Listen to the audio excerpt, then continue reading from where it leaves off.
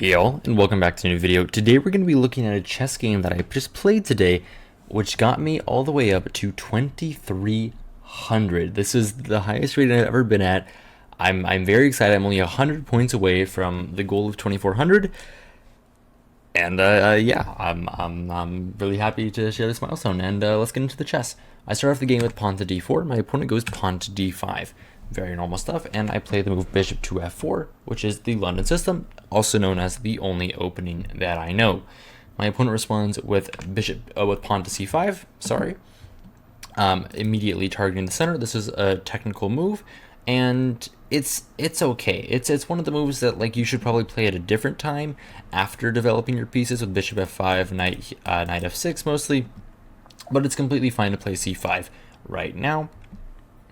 And I quickly respond with move pawn to e3. Very normal stuff. I'm simply solidifying the center. I want to take back with a pawn if my opponent takes.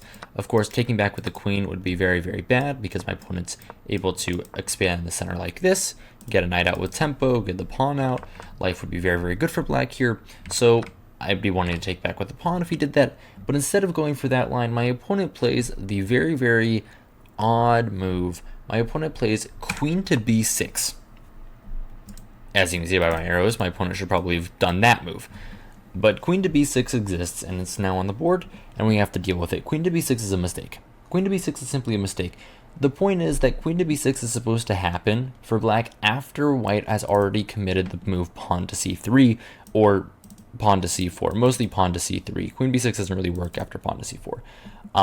And the reason why is because if you go queen to b6 now, without having white commit the move pawn to c3, and now white has the extra option to go knight to c3. And black is already almost busted here because white is targeting this pawn first of all, so black has to do something about it. Black probably has to play the move pawn to e6, and then white is going to play the move knight to b5. Simply going at black over here. Black will play knight to a6, only move, defending the threat of fork of the king and the rook. And then white just plays a reasonable game. Moves like pawn to a4, c3, knight f3, bishop d3, castles. We go in the center like this, and we're going to win. Actually, not bishop d3 because there's always pawn to c5 ideas. But you know what I mean. White is just winning. White is just already like borderline winning here. So it was kind of a shock to me that my opponent played this way, and I already felt like I was going to do quite well, and I might actually be able to hit the 2300 goal that I could give myself. And that idea of hitting 2300 after this game really showed its face after my opponent played queen takes b2, completely losing the game for black. But there's always a little bit of something extra. I'm winning this position. I'm completely winning this position. As you can see, it's +4. Kind of insane. Kind of insane that this even exists in chess. But yeah, I'm +4 already. And I was very confident. As I told you, I was very, very confident.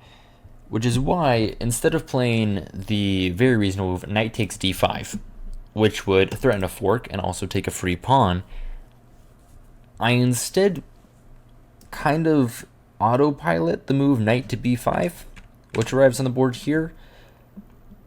And yes, I still have an advantage, but that advantage is going to leave pretty soon, as taking a free pawn would have been much, much better.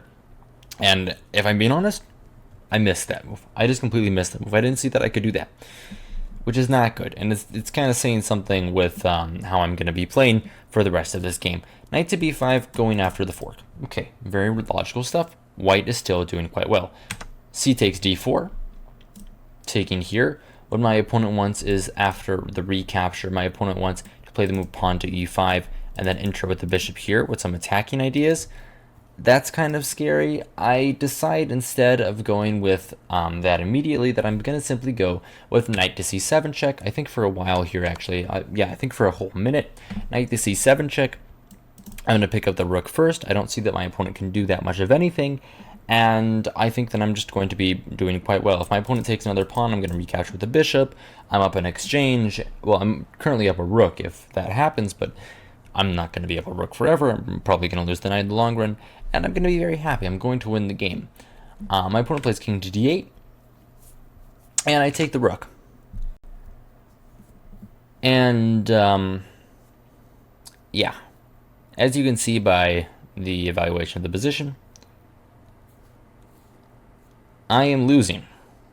I'm now officially losing. And at this moment, my opponent decides to become just like a genius. And he starts playing every move very, very quickly, as if he's memorized this, as if this was like theory or something, just giving up the rook like this and just saying, oh, well, I know my king is moved, but I'm just going to mate you now. And he very, very quickly plays the move pawn to e5. He spends a second on this move, pawn to e5. And this is the top engine move. And I'm losing. I'm actually dead lost. There's very little I can do here. And now I have to calculate. I have to figure out how am I going to be able to survive this position, because I see what's going on. My opponent is going to play bishop to b5 check. King has to go to e2. My opponent will play pawn to e3 check. King takes e3 and then win the bishop if I take on e5. That's a little worrying. I don't want to be involved with that. That's kind of scary. But the alternative is much worse. And I thought for a minute on this move. The alternative is this move bishop to g5 check. We can put this on the board here. Bishop to g5. My opponent will play pawn to f6. And to me, it feels like the position has only gotten worse. Because now the bishop goes back. Black has this connect 4 here. And bishop to b4 is still coming into the cards. King to e2. And I mean, come on. Am I really gonna like survive this? Probably not. I'm most likely dead. I probably have to go like king f3 and lose. There's no universe where I'm able to live here. And that is why I decided after a long think that the only way to play was actually to give up my bishop willingly with bishop takes e5, and we go down the line that I just explained. Bishop to b4, king to e2, pawn to d3 check. But here is the reason why I went for this. And the point is that I don't have to take with the king. I would have to take with the king because the rook was undefended. But now, as the bishop is opened up, for this one move, the rook is defended. So therefore, I can take with the queen. And now I'm like, okay, my king is in the open. My bishop is bad. After queen takes e5, rook to d1, my bishop is bad. My king is in the open. This position is very, very difficult to play, but I have pressure here. I still have an extra knight currently, so if I'm able to save that knight, then I will have a moderate material advantage, and I might be able to convert that into a win. And that is basically how I'm going to play this game. Rook to d1, I'm losing, but it's still very complicated. My opponent goes knight to f6, a very natural move. He's defending the pawn, he's trying to come in like this. And I'm scared. I am terrified in this position because I feel like I'm missing a lot at this point. There's a lot of tactics here that could work for my opponent. Like bishop to f5 at some point is going to be a problem. Maybe he can like trap my queen somewhere. If I play a wrong move, like if I play knight f3, I think this is actually killing, and like knight e5 ideas, maybe long castle. Maybe he just walks in here and eats my knight first and then brings the rook. And I'm like, oh my god. What is it? What have I done? Why did I go for this line? Why did I do this? I'm so stupid. Oh my god, what am I doing? That's basically my thought process at this point. And yeah, I think that's a good thought process, but there's still chess to be played, and I still have to play very accurately. So I have one hope left. I decide that I'm going to go and play with the move pawn to f4, which I thought was very natural. And the point is that, okay, I'm hitting the queen back. A queen trade always benefits white, I believe, in this position. I believe I calculated this correctly. Queen e4, knight e4, pawn takes. My opponent goes bishop d7, and I thought I have this move rook d4. And I might be able to get some stuff going here. I'm not entirely sure, but I kind of like this position. I have knight f3 coming. It's not over. It's certainly not over. I have winning chances here, and I'm going to try and use them. Of course, it's still winning for black after knight c3, but he doesn't know that. My opponent does not go for the queen trade. He instead goes with bishop to g4, which is another move that I calculated, and I just thought, okay, after bishop to g4, I'm simply going to play the move knight to f3, and if my opponent were to capture, I will take back with the pawn. And now my opponent does not have this square for his knight anymore, which I think was a huge problem. His queen has to move, his pawn is weak, and I might be able to eke out a slight advantage if I play this properly. So I think, okay, my opponent decides to play the move queen to e6. Pretty logical move, I think. He just goes backwards a little bit. Computer likes queen e7 better, trying to be on the dark star diagonal.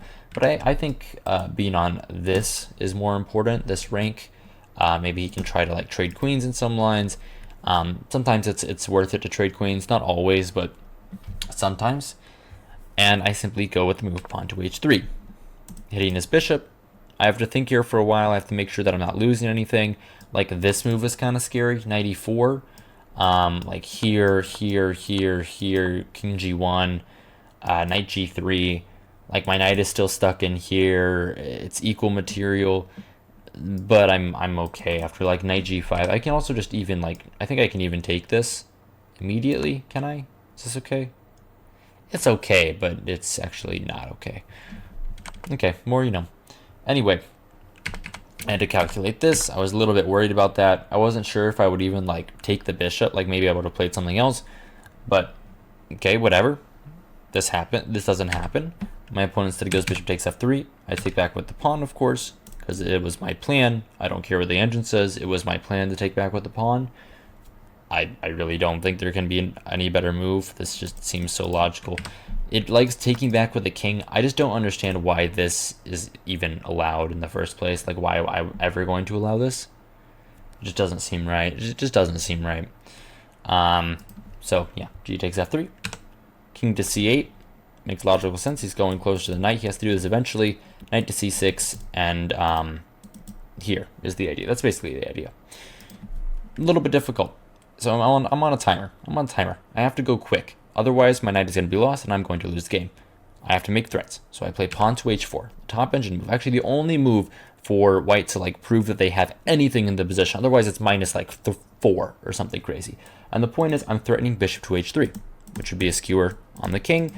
And I'm making sure that my opponent has to play the move knight b to d7, trying to block this check, block this skewer. And I really don't want him to play knight to c6. If I don't play this move, if I play something like, I don't even know, king f2, for example. Now I think knight to c6, and it's just game over, because now h4 doesn't have a threat after king b8, and I'm just going to lose. So h4 now. My opponent goes knight b d7, bishop to h3 anyway. I have to develop my bishop somehow, right? And my opponent plays the very natural move, queen to c6. Coming into this open file, this is the only like line of attack towards his king. And now I'm trying to switch my opportunities around on my opponent's c pawn, my opponent's d pawn, sorry. So I'm trying to make progress here. I want pressure over there. I want to play a move like pawn to e4. I want to play pawn to c4 at some point. I first throw in this move queen to b3, which I think is pretty reasonable, making my opponent's bishop move backwards, putting my queen on a line with my knight. So I'm still trying to save my knight. And if my opponent were to check me, I calculated this out. I think just king f2. And actually, as the computer shows, white is winning now, which is kind of absurd. It's kind of absurd how quickly this can switch in an instant. Like, let's say queen c5, bishop takes d7, knight takes d7, I win. If king takes d7 here, I think I can win with something easy, like pawn to a3 takes, and this move queen takes b7. And it's over. My knight escapes, therefore I'm going to win. So it's kind of crazy how quickly the position can change. But my opponent plays the top engine move. He plays bishop to c5, going back, putting pressure here,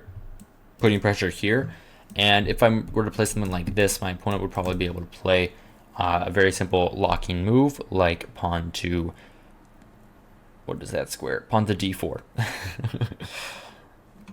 Instead, I go pawn to c4, trying to put pressure over here, and my opponent finds the best move in my opinion. My opponent finds this very, very nice move, queen to a6, which I looked at, which I actually realized was the top engine move. It's not the top engine move, but who cares? I think it's a very, very good move. Because you're pinning the pawn to the king, and you're going to be able to stop my advancements over here. I can't open up the C file now as I'd want to. And if I play something like this is just too slow. Rook C1 is just too slow. I think my opponent can even play king B8 immediately. And even if I win the pawn, like this is like I don't win the pawn. Just still a pin over here. But like even if like this happens, like I don't understand what's going on. I think I'm just way too slow. My opponent just picks up the knight. Like he can even take right away. Okay, you can't take right away. Rook e8 first. Okay, whatever. I don't want to go through engine lines all day. But yeah, I think it's a problem. I can't go too slow. I have to be very quick here, otherwise I'm simply going to lose. I go queen to b5, offering a queen trade to my opponent. If he takes it, I think this would be a problem because I open up the c file, and this is my idea. And I also simply calculated this move, queen takes a2, rook to d2. And if my opponent goes back, I thought, well, I can take, and I can open at this. And I'm okay. Plus, there's also... Sorry, why am I winning so easily here? Free bishop, okay. Anyway, I missed that there was a free bishop. That's always fun, always fun. Anyway, queen takes b5, c takes b5, pawn to b6. My knight is lost. He stops me from opening up with my pawn, which was my main idea. I need to do this, but now I can't. Pawn to a4. Maybe I can do this if my opponent has brain damage. I don't know. He might have brain damage. It's possible. Rook to d8. Simply putting his rook into the center, over defending this knight so then he doesn't lose the pawn when his king walks away. Pawn to a5, trying to enter the position. King to b7. And I realize that there's not much I can do. Like if I take here, he just takes the knight. I take here, my pawn is very flimsy. I don't have anything. So I decide, okay, if I'm going to lose the knight anyway, I might as well do it while also winning some material. I played knight takes b6, a takes b6, and I play pawn to a6. And I decide that this is the best way to play the position because now I have a passed pawn 2 squares away from promotion, and it's protected. It's protected by this. So I have a protected passed pawn 2 squares away from promotion, and I might be able to do something here. I might be able to survive. But if you've looked at the time situation and all this game, you might notice that I am down like 4 minutes on the clock. My opponent has played this game breakneck speeds, like insanely fast. And I have nothing. I have nothing against like that type of speed, but I'm still going to be trying to win. And well, let's see if I can do it. King to a7, pretty reasonable. He's stopping the pawn with his king.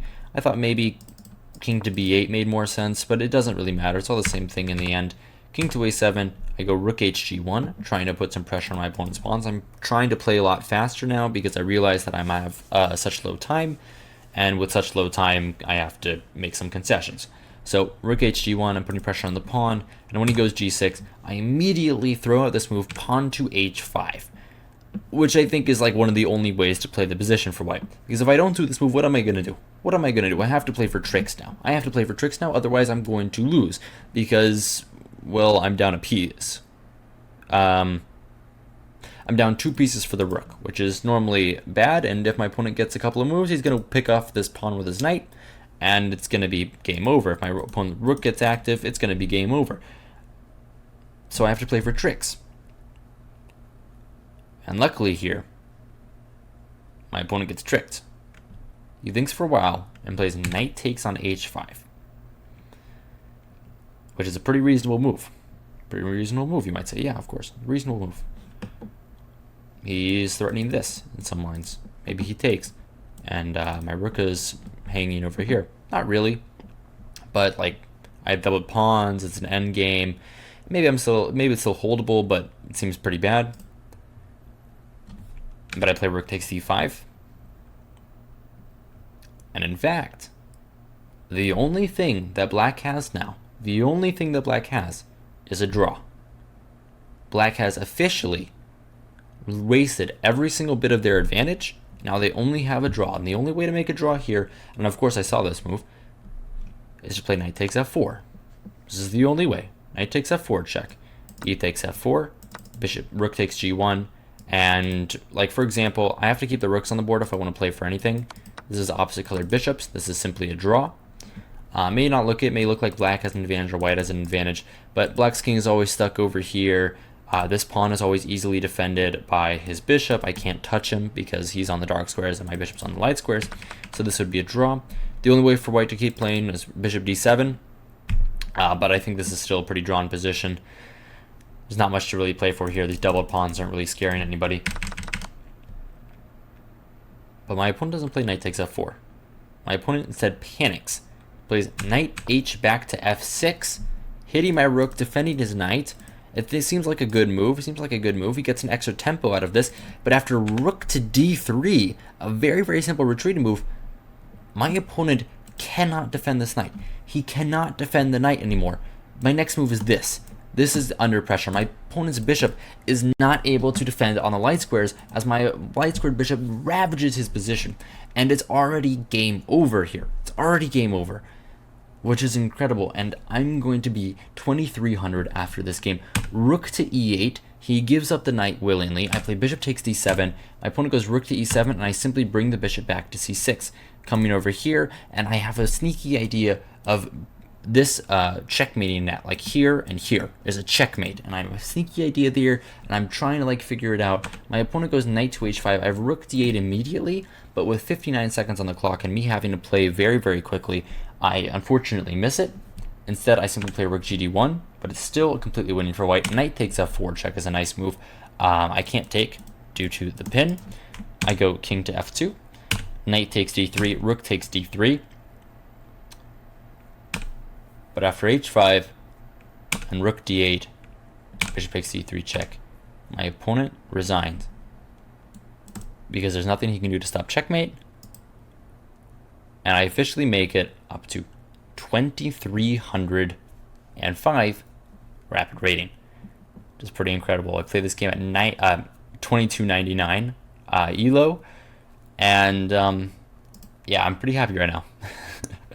I'm pretty happy. Hopefully I can get up to 2400 soon. Always got to go for more. And yeah, that's about it. Hope you guys enjoyed. Always found this entertaining, instructive, all of the above. If you did, remember to like, subscribe, do all the normal things YouTubers tell you to do. And yeah, that's it. Good evening and good night.